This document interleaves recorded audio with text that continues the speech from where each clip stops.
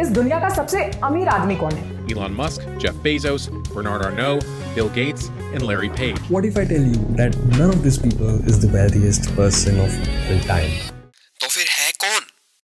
John D. Rockefeller. The richest man in modern history.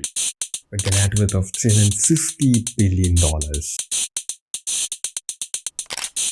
The more important question is, how did this guy build this much of wealth, that too 150 years ago? Oil. Standard Oil Company. Standard Oil.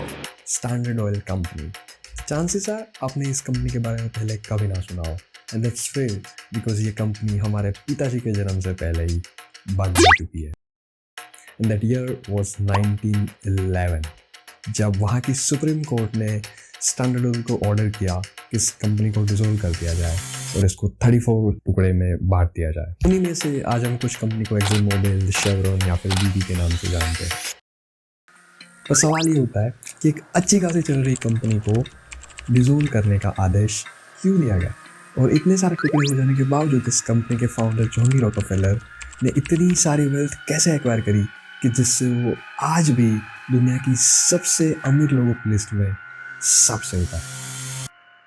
Year 1855. 168 साल पहले America के Ohio में एक city है Cleveland. 16 साल का एक लड़का पहली बार एक नौकरी की तलाश में क्लीवलैंड की गलियों में घूम रहा था.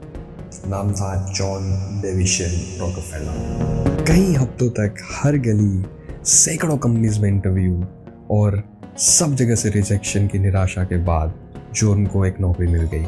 इस जॉब में उसको बुक कीपिंग का यानी कि अकाउंटिंग का काम करना था और उसके लिए उसको $16 मिलते थे. नहीं एक दिन के नहीं, एक हफ्ते के भी नहीं, एक महीने के $16, जो कि बहुत ही कम अमाउंट था एक अच्छा जीवन जीने के लिए. पर एक एम्बिशियस हार्डवर्किंग इंसान की तरह जॉन का भी एक सपना था कि वो जीवन भर में सिर्फ $1 लाख कमा ले और 100 साल तक जिए. अकाउंटिंग की इस जॉब में रहते हुए जॉन ने ट्रांसपोर्टेशन, लॉजिस्टिक्स, नेगोशिएशन, कॉन्ट्रैक्ट्स, इन सब का काम सीख लिया और इस वक्त उसको खुद को भी अंदाज़ा नहीं था कि इसी स्किल से वो बिलियनर बनने वाला है. करीब 4 साल नौकरी करने के बाद उसको लगा कि अब उसको कुछ खुद का बिजनेस कर लेना चाहिए. उसने शुरू किया एक प्रोड्यूस कमीशन बिजनेस उसके एक कलीग मॉरिस क्लार्क के साथ मिल करके. इस बिजनेस में वो फूड सप्लाईज करता था. उस वक्त अमेरिकन सिविल वॉर चल रहा था. वॉर में 2 चीज़ें चाहिए होती है, वेपन एंड फूड. जॉन का बिजनेस बहुत ही अच्छा चल रहा था, लेकिन ये वॉर हमेशा नहीं चलने वाला था. और 1863 में जॉन ने ये बात रियलाइज़ करी और उसने सोचा कि और कुछ ट्राई करना चाहिए. पर क्या करें? ड्यूरिंग दिस एरा क्लीवलैंड में बहुत सारे ऑयल फील्ड्स पाए जा रहे थे और ऑयल बिजनेस में 2 मेजर काम थे. एक ऑयल एक्सट्रैक्शन का through drilling and exploration of wells, जिसमें रिस्क और रिवॉर्ड दोनों ही ज़्यादा थे और उसको शुरू करने के लिए कैपिटल इन्वेस्टमेंट भी बहुत ज़्यादा चाहिए होती थी. दूसरा काम था ऑयल रिफाइनिंग का, जिसमें रिस्क थोड़ा कम था और शुरू करने के लिए कैपिटल इन्वेस्टमेंट भी इतनी नहीं चाहिए थी.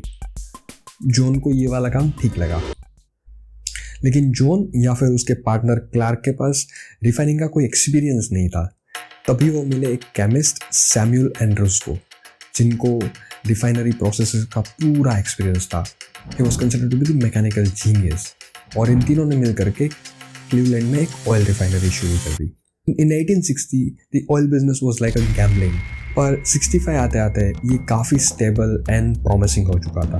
पेंसिल्वेनिया, ओहायो, न्यूयॉर्क में कई सारी जगहों से ऑयल पाया जा चुका था और क्योंकि रिफाइनिंग का बिजनेस शुरू करने के लिए इतना इन्वेस्टमेंट भी नहीं चाहिए था, तो बहुत सारे लोग ऑयल रिफाइनिंग के बिजनेस में आते चले गए. इनफैक्ट जॉन ने भी एक दूसरी रिफाइनरी शुरू कर दी इन 1866 with his younger brother William Rockefeller. इसमें एक ऑब्वियस पार्टनर थे जिनकी ज़रूरत थी रिफाइनरी सेटअप करने के लिए, जिनका नाम आप सब जानते हैं, सैमुअल एंड्रूज. 2 और लोग जुड़ गए. एक हेनरी फ्लैजलर, इनको कमोडिटी सेल्स का अच्छा खासा एक्सपीरियंस था, और दूसरा जो कि फ्लैजलर का स्टेप ब्रदर था, he was a silent partner and investor जिन्होंने $1 लाख इन्वेस्ट किए थे इस कंपनी में। बिजनेस अच्छा खासा चल रहा था। By the end of 1870 the market had become very crowded. बहुत सारे लोग ऑयल के बिजनेस में आ चुके थे और उस वक्त अमेरिका का टोटल ऑयल प्रोडक्शन वहाँ की डोमेस्टिक डिमांड से करीब 3 गुना ज़्यादा था और उसी की वजह से प्राइस धीरे धीरे ड्रॉप होने लगी और प्रॉफिट मार्जिन भी कम होते चले गए।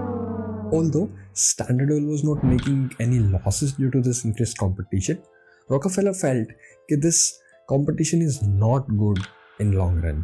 पर मार्केट से इतने सारे कॉम्पिटिटर्स को कम कैसे करें? That's when the genius of Rockefeller came in. Refined oil की प्राइस में एक कंपोनेंट होता है ट्रांसपोर्टेशन का। In those days, most preferred mode of transportation was through railways. वहाँ पे रेल रोड्स कहते हैं। अब ये एक चीज़ हम सबको पता है कि अगर किसी चीज़ को हम बल्क में परचेज करते हैं तो 10 रुपये की चीज़ शायद हमें 8 या फिर 6 रुपये तक मिल जाए। कुछ ऐसा ही होता था ऑयल ट्रांसपोर्टेशन बिजनेस में with a small twist. There were 3 rail road companies, all of them were state own, माने कि गवर्नमेंट की थी। अब क्योंकि वो गवर्नमेंट की थी they have to charge the same rate पर barrel transportation from the all the oil companies irrespective of the volume is being transported. पर ट्विस्ट ये है कि उस टाइम एक अनऑफिशियल रिबेट सिस्टम चलता था। आज की भाषा में रिबेट इज लाइक कैशबैक। मतलब if volume of oil being transported is higher, the oil companies can negotiate for higher rebates. Hence उनका जो इफेक्टिव कॉस्ट ऑफ ट्रांसपोर्टेशन है वो कम हो जाएगा। हर ऑयल कंपनी को अलग अलग रिबेट अमाउंट मिलता था जो कि रेल कंपनी और ऑयल कंपनी के बीच में प्राइवेट रहता था और इसी के चलते मार्केट में ऑयल प्राइसेस भी काफ़ी फ्लक्चुएट करती रहती थी। वो चाहता था कि कुछ ऐसा हो जिससे कि पूरी कंपटीशन ही खत्म हो जाए। टॉकिंग अबाउट कंपटीशन, ये 3 रेल कंपनीज के बीच में भी ये कंपटीशन चलता रहता था in order to get the regular business of transportation from oil companies. फिर भी कुछ दिन ऐसे होते थे जिसमें रेल कंपनीज के पास काम नहीं होता था। इसी चीज़ का फ़ायदा उठाया रॉकफेलर ने। एक कंपनी शुरू कर दी, एक सीधा साधा नाम दे दिया, South Improvement Company, in short SIC। This was a shell company. Shell company generally वो होती है जिसका कोई एक्चुअल बिजनेस नहीं होता, उसको बस बनाई जाती है जस्ट टू मैन्युपुलेट बिल्लो। SIC ने in just period of 6 months America के सुपर कॉम्पिटिटिव ऑयल मार्केट में स्टैंडर्ड ऑयल की मोनोपोली एस्टैब्लिश कर दी। देखते हैं कैसे हुआ ये। देखो 3 रेल कंपनीज थी। इन तीनों रेल कंपनीज के हेड्स को साउथ इम्प्रूवमेंट कंपनी का पार्टनर बना दिया गया कुछ शेयर दे करके और उसके साथ एक अग्रीमेंट किया गया, अ सीक्रेट एग्रीमेंट। इस एग्रीमेंट के तहत इन तीनों रेल कंपनीज को अश्योरेंस दिया गया कि स्टैंडर्ड ऑयल इन तीनों कंपनीज को रेगुलर बेसिस पे इक्वली ट्रांसपोर्टेशन का काम देता रहेगा, जिसकी वजह से उनका बिजनेस स्टेबली चलता रहे। इसी के साथ साथ South Improvement Company will provide transit insurance to this companies, जो पहले खुद को लेना पड़ता। Not only that, they will also provide tankers जो उनको पहले खुद को खरीदनी पड़ती थी और वो रेल कंपनीज को प्लेटफॉर्म भी बना के देंगे for loading and unloading of oil. पर बदले में रेल कंपनीज को भी कुछ करना था, जिसमें सबसे पहला था रिबेट एंड ड्रॉबैक। समझते, अगर पर बैरल ट्रांसपोर्टेशन कॉस्ट $2.56 है तो उसमें से rail companies $1.56 south Improvement Company को एज अ रिबेट वापस करेगी for each barrel of oil transported of standard oil. अगर कोई भी rail company standard oil company के कॉम्पिटिटर कंपनी का ऑयल ट्रांसपोर्ट करती है और उनसे वो $2.56 चार्ज करती है पर बैरल ट्रांसपोर्टेशन, तो उसमें से एक अनऑफिशियल कट या फिर ड्रॉबैक SIC को देगी ऑफ $1.56। और ऐसा करने से 2 चीज़ें होगी। एक तो ये कि रेल कंपनी स्टैंडर्ड ऑयल के कॉम्पिटिटर कंपनीज को ज़्यादा रिबेट नहीं दे पाएगी, उसकी वजह से उन लोग की इफेक्टिव ट्रांसपोर्टेशन कॉस्ट है वो कंपैरेटिवली ऊपर चली जाएगी। और दूसरा, जो उसके पास पैसा आ रहा है रिबेट या फिर ड्रॉबैक के फॉर्म में, उससे वो बाकी की जो प्रोमिसेस करी गई थी रेल कंपनीज को वो फुलफिल कर पाएगी। This is not it. इस सीक्रेट एग्रीमेंट के तहत रेल कंपनीज को एक और काम करना था, जिसमें उसको स्टैंडर्ड ऑयल के कंपटीटर कंपनीज के बारे में कुछ सीक्रेट इंफॉर्मेशन ला के देनी थी, जैसे कि उसके कस्टमर्स कौन है, वो कहाँ लोकेटेड है, कौन सी प्राइस पे वो डील कर रहे हैं, क्या क्वांटिटी में वो ऑयल सप्लाई कर रहे हैं, डिलीवरी स्केड्यूल क्या है वगैरह। इस इंफॉर्मेशन से स्टैंडर्ड ऑयल उन कस्टमर्स को हड़प सकती थी, एक्वायर कर सकती थी by offering them a better deal. अब तक साउथ इम्प्रूवमेंट कंपनी को सेटअप करने का काम लगभग पूरी तरीके से खत्म हो चुका था। अब वक्त आ चुका था मोनोपोली एस्टैब्लिश करने का। जॉन और उसके पार्टनर फ्लेजलर दोनों ये काम में लग गए। एक एक करके हर कॉम्पिटिटर कंपनीज के पास गए, उनको इस साउथ इम्प्रूवमेंट कंपनी के सीक्रेट एग्रीमेंट के बारे में कुछ चीज़ें बताई। ने बताया कि अगर आप मार्केट में बिजनेस करेंगे तो आप सर्वाइव नहीं कर पाएंगे, उससे अच्छा आप अपनी कंपनी हमें बेच दीजिए और हमारे साथ आ जाइए। बदले में अगर आपको चाहिए तो हम कैश दे देंगे या फिर स्टैंडर्ड ऑयल कंपनी के शेयर भी ले सकते हो, लेकिन अगर आप नहीं मानोगे तो इस प्राइस वॉर में आप ख़त्म हो जाओगे। लगभग सारी कॉम्पिटिटर कंपनीज मजबूर हो गई अपनी कंपनी को बेचने के लिए, वो भी बहुत ही कम वैल्यूएशन पे। Just to give you a number, in January 1872 लगभग 26 कंपनियां थी, out of which Standard Oil acquired 21 companies in just a period of 6 weeks.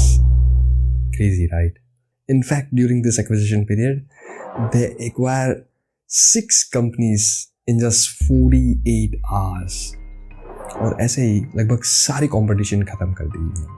अब वो अलग बात है कि due to some legal issues South Improvement Company को बंद करना पड़ा, पर तब तक तो बहुत देर हो चुकी थी और स्टैंडर्ड ऑयल ने पूरी इंडस्ट्री पे कब्जा जमा दिया था। ये जो स्टैंडर्ड ऑयल ने काम किया एक्विजिशन का, इसको बिजनेस की दुनिया में बोलते हैं हॉरिजॉन्टल इंटीग्रेशन, जिसमें आप अपनी कॉम्पिटिटर कंपनीज को खरीद लेते हो just to expand your business. एक और कॉन्सेप्ट है वर्टिकल इंटीग्रेशन, जो कि 2 दिशा में हो सकता है, फॉरवर्ड या फिर बैकवर्ड। समझाता हूँ। अगर एक refinery business well exploration and drilling के बिजनेस में जाता है तो उसको हम बोलेंगे बैकवर्ड इंटीग्रेशन। वहीं अगर एक रिफाइनरी बिजनेस प्रोडक्ट मार्केटिंग या फिर ट्रांसपोर्टेशन का काम शुरू करता है तो उसको हम बोलेंगे फॉरवर्ड इंटीग्रेशन। क्योंकि अब तक स्टैंडर्ड ऑयल रिफाइनिंग बिजनेस को तो ऑलमोस्ट मोनोपोलाइज कर ही चुका था, अब बारी थी फॉरवर्ड इंटीग्रेशन की। They started developing pipeline network for transportation. Also they started developing and marketing petroleum products like paraffin bags, lubricating oil, petroleum jelly and so on. Being a monopoly, Standard Oil not only in America but वो global market में भी dominate करने लगी थी। पर ये dominance हमेशा नहीं रहने वाला था। During this course of time, South Asia और रशिया में oil पाया जा रहा था और 1884 आते आते एक रशियन कंपनी ग्लोबल मार्केट में आ चुकी थी। Due to this, Standard Oil felt heavy competition in international oil market, and now was the time for John to diversify the business once again. पर अब तक रॉकफेलर को इंडस्ट्री में लगभग 15 से 20 साल हो चुके थे और उनका बिल्कुल भी मन नहीं था कि वो ऑयल इंडस्ट्री छोड़ के कहीं बाहर जाए। So he thought of entering the retail business.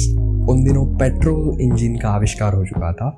So he started producing petrol and opened probably the first ever commercial retail gas station in America. He also started collecting the natural gas, जो कि पहले flare gas की तरह उड़ा दिया जाता था, and he started selling it to the municipal corporation to light the street bulbs. दूसरी ओर जिसको ना चाहते हुए भी अपनी कंपनी बेचनी पड़ गई थी ड्यूरिंग मास एक्विजिशन, उन लोगों में गुस्सा और नाराजगी होना कोई आश्चर्य की बात तो नहीं थी। So few of them got together and filed a complaint to the court saying that the Standard Oil is monopolizing the oil market. सड़क पे भी प्रोटेस्ट के लिए कुछ लोग जुड़ गए जिसकी जॉब चली गई थी due to this mass acquisition. लेकिन उस वक्त मोनोपोली के अगेंस्ट कोई कानून था नहीं, जिसकी वजह से कोर्ट भी स्टैंडर्ड ऑयल का कुछ कर नहीं पाई। पर पब्लिक में ये बात बहुत ही आगे बढ़ चुकी थी। प्रोटेस्टर्स ने इस बात को यूएस की हर कोर्ट में लिख के भेजा। इन ईयर 1890 यूएस कांग्रेस ने मोनोपोली के अगेंस्ट एक पारित किया जिसका नाम था Sherman antitrust Act. Sherman एक वहाँ के सीनेटर थे जिसकी एक्सपर्टीज कॉमर्स और इकोनॉमी में थी। फास्ट फॉरवर्ड टू 1904 एक बुक पब्लिश करी गई, the history of standard oil. ये बुक लिखी थी एक इन्वेस्टिगेटिव जर्नलिस्ट ने जिनका नाम था ईडा टाबल। ईडा के फादर एक ऑयल रिफाइनरी में ही काम करते थे। स्टैंडर्ड ऑयल और साउथ इम्प्रूवमेंट कंपनी के इस मास एक्विजिशन के दौरान उसके फादर की जॉब चली गई थी। That's why she investigated everything about Standard Oil and summarized it into a book. इस book में she mentions how ruthlessly Standard Oil has monopolized the market. And this book went viral in magazines and newspapers. Post that, the case went to US Supreme Court and judgment came out in 1911.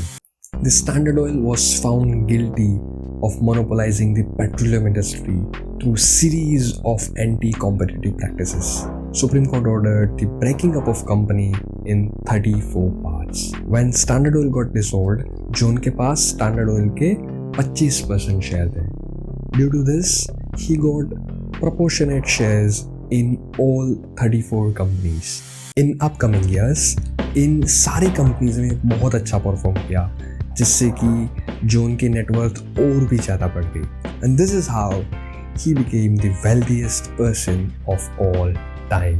ये थी कहानी John की, $16 per month की job से एक billionaire businessman बनने की।